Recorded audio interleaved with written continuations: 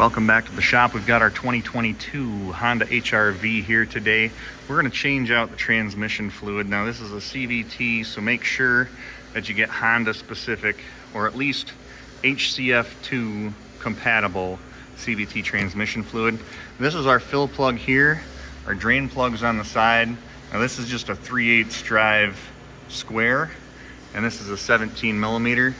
So we're gonna need about 5 quarts of CVT fluid and then a couple washers for our plugs. So I'm gonna go ahead, I'm gonna crack that loose. I'm gonna get this draining and then we'll regroup. All right, let's crack this 17 loose. Let it breathe a little bit. We got that 3/8 over there. Go ahead and drain. It is ideal to have this to running temperature before you do the process. We're gonna go ahead and let that drain for about 5 minutes. Now when you pull the drain plug, it usually has a magnet on the back side. You can take and clean that magnet off, make sure that's all good, and get yourself a new washer to put on there for reinstall. Speed up the process. We'll get this plug out of here. Let that case breathe.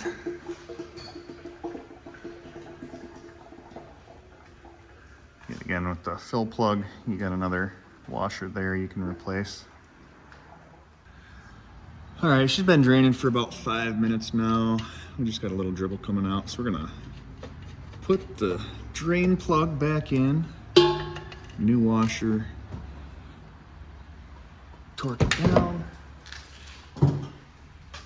And now we're gonna fill in the fill plug until it starts pouring out.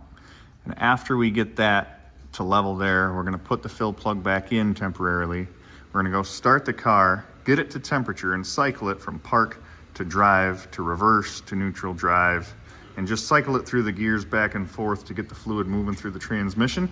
We're gonna turn the car back off, and we're gonna refill this again. All right.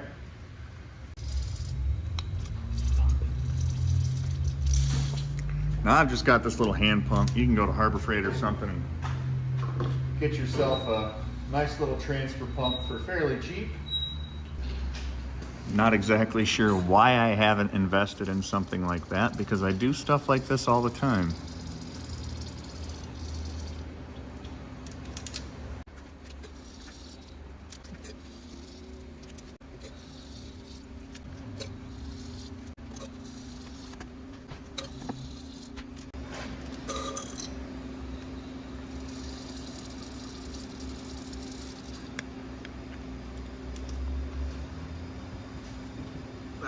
So now that it's at the level, we're just gonna hand tighten this fill plug. I'm not gonna torque it down yet because we need to come right back.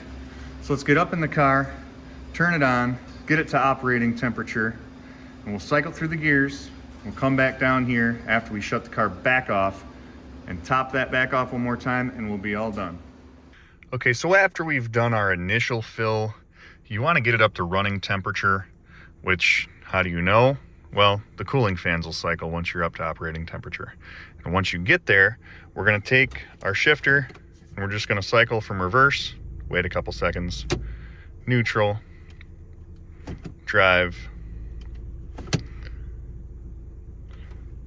Now we're just gonna do this a few times, and that's gonna get the fluid cycling through the transmission, fill up all the void spots that we just emptied.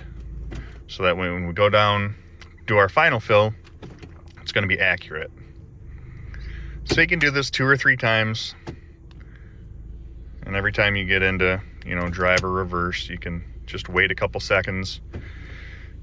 You'll feel it kick into gear. And then for this operation, some vehicles you leave the car running, but for this Honda, once you've done that cycle 2 or 3 times at operating temperature, we can go ahead and shut the car back off, which we're gonna do right now. We're gonna go back underneath, and once we get level with that fill plug, we're gonna torque it down and we're all set. Inside. So now that the car is back off, we are going to pull the fill plug and check and see where our level is. And it looks like actually we are perfect. You can see that the fluid started to drip out just very little, which means the fluid is right in line with the bottom of that fill plug. And like I said, you want to make sure that the engine and transmission is at temperature when you're doing this this check, because transmission fluid by nature expands the more that it heats up. So if you're not at temperature, if you're too cold, the level's going to be, you know, at that fill line, but once it warms up, it's going to get higher above that, which would be too much in essence. So now that we've got this consistent tiny little drip here, we can screw the fill plug back on.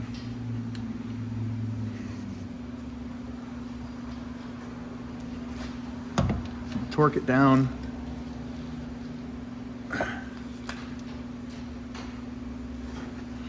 Wipe up the mess and call it a day. Now, some of these Hondas have service intervals integrated into the computer in the center stack, so you can go in there and just reset that interval so you don't have a message that comes up on your screen.